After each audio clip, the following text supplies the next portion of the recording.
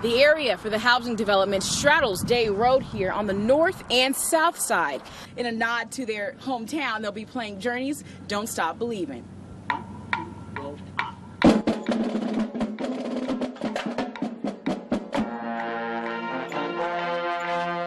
Only 8% of all Bay Area startups that received at least $3 million in funding last year were led by women. That's according to the Female Founders Fund, a VC fund for women. I'm going to take you right now to the big rig that was part of this accident. You'll see that the rear trailer of this big rig, the big rig was carrying 2 trailers. That rear trailer has turned over. Now, this all started around 3:30 a.m. this morning. The Kern County Sheriff's Office says they have uncovered some evidence that they believe is from the shooter. 2 women were actually injured after jumping from the 2nd story of this apartment complex right here on the 800 block of 19th Street. Teen drivers behind the wheel are more likely to engage in unsafe driving than other drivers. I got my hat on, Kiyoshi. I'm ready for the fair, the best in the West, that I'm told, here at the Kern County Fair starting today. You guys know I have been waiting for this because of what's behind me. The funnel cake. Hello, what's a fair without funnel cake? Oh, turning back from the air. Oh my God!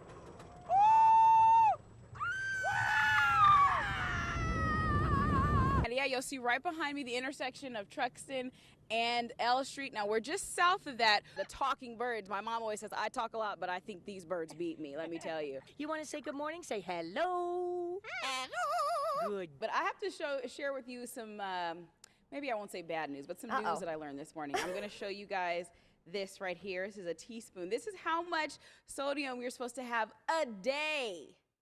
This is how much it should fill every meal. Breakfast, lunch, dinner, dessert, that popcorn you have at the movies should all fit into this little tiny teaspoon. That's something I didn't know.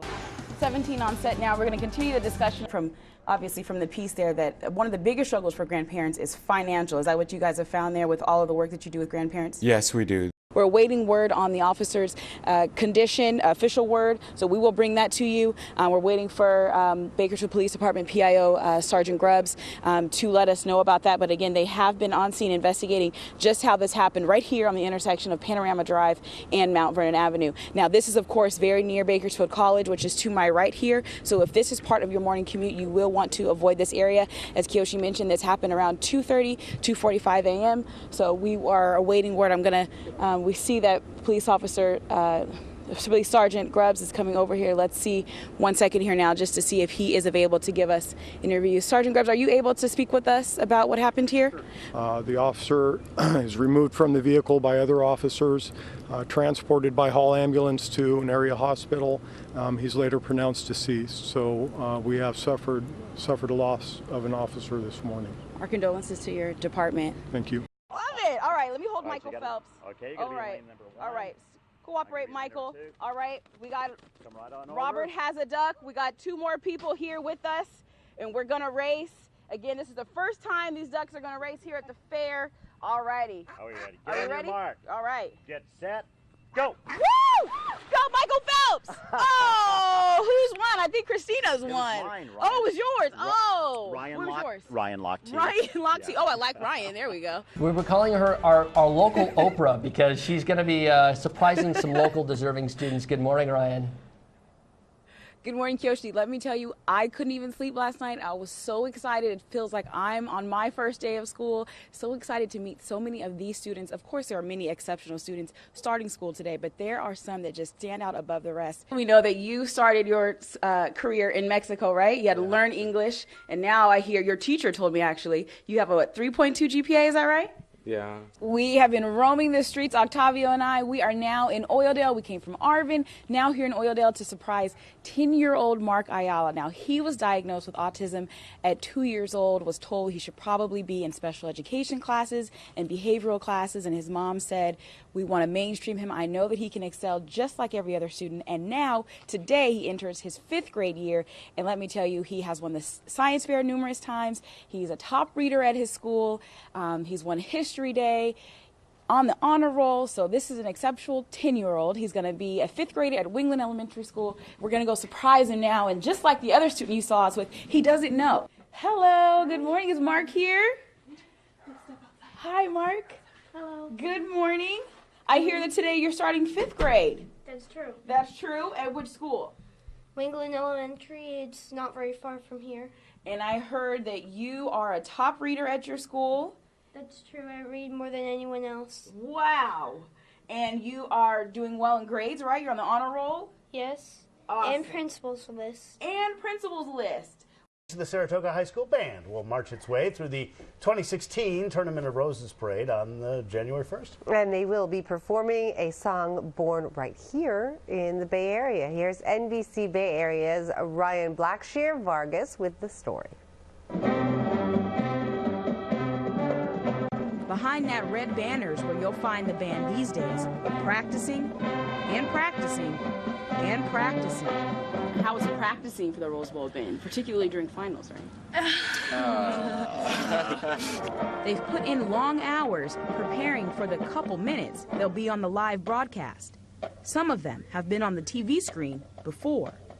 We're seniors, so our freshman year we went to the Macy's parade. So like for us and like the entire graduating class, it's like really like full circle.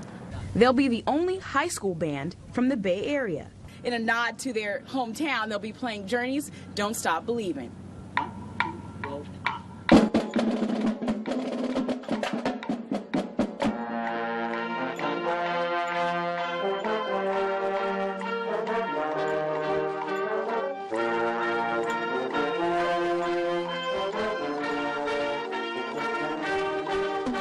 What a great Bay Area band. And I think everybody loves Steve Perry and that music, and so we wanted something that was really going to identify. That's according to the latest statistics from the Kern County Network for Children. Now that's compared to 3% of all California children living with grandparents. I spoke with Kern County grandparents who say, as the matriarchs and patriarchs of their family, they feel they have no other choice but to take care of their grandkids. These kids don't just play at Grandma Josie's house, they live there. Like 2 or 3 or 4 or 5 or 6 or 7 or 8. or 9 or 10 or 11.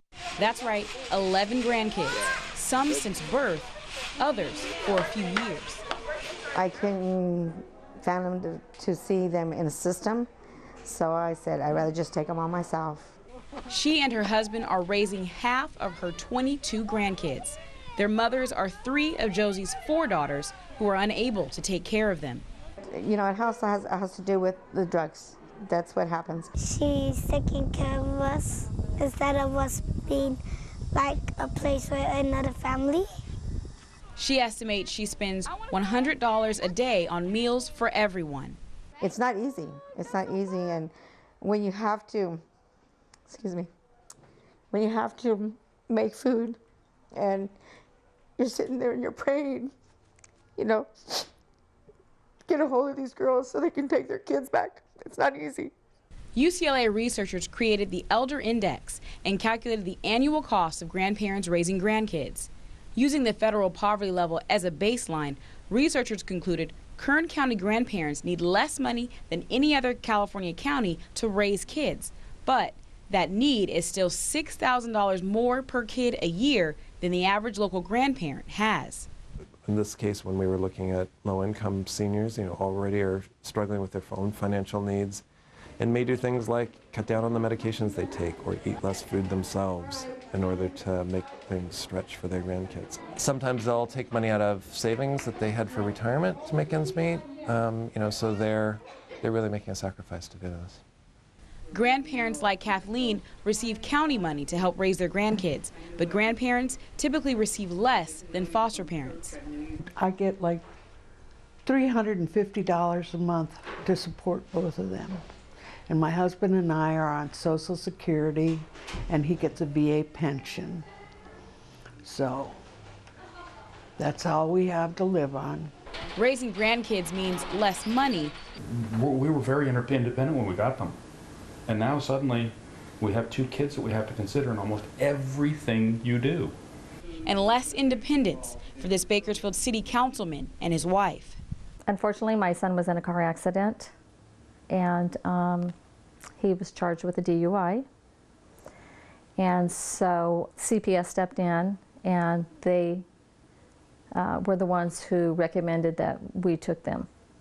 The kids were just 1 and 4 when placed with their grandparents. Well, we had no furniture, no clothes, no car seats. We had to get everything. Councilman Maxwell also had to get his shoes shined for the father-daughter dance. Poppy, he grabs my hands and he swings me around. And they both had to become good at badminton. Nice one, Brody. You always let your kids know that if anything happens, that you're going to be there for them. They're going to, if God forbid something might happen and you had to take care of their kids, you would do it in a heartbeat. But you don't think that that's ever really going to happen. Yeah.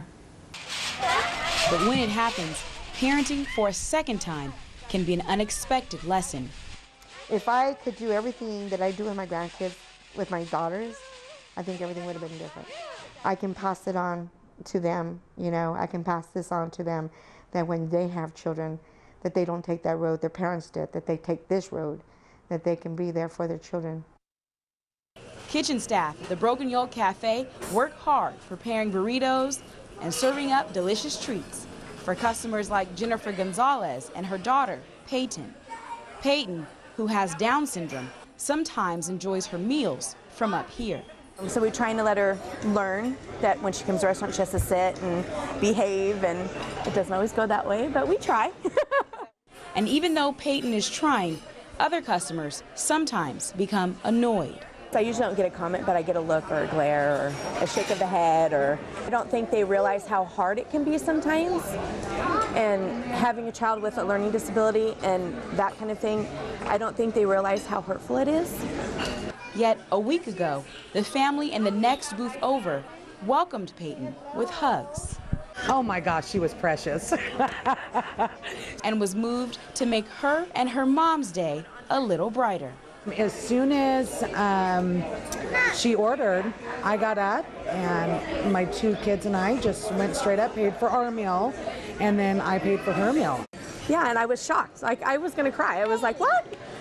Andrea is also a waitress at the cafe who has served the family before. She says this day, something told her to bless them. To see the love that she was giving her daughter, and her daughter just being so full of life, you know, everybody needs a break. Everybody needs love. I'm going through sometimes with my children. We actually, that day, I had to split a meal between the three of us. But I knew, you know, God's always putting blessing in our life, and I knew that if I did this, it was, I mean, look what he's doing now, you know? It just comes back full circle. Jennifer went to the restaurant's Facebook page to post a thank you to Andrea. She was surprised by some of the reaction she received.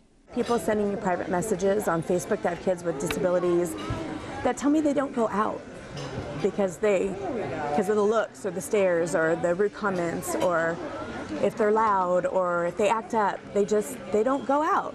And to me, that kills me. That kills me. But Andrea and her family killed her with kindness. Thank you. You're welcome. Thank you. You guys are a blessing to us. Oh, you're welcome, honey.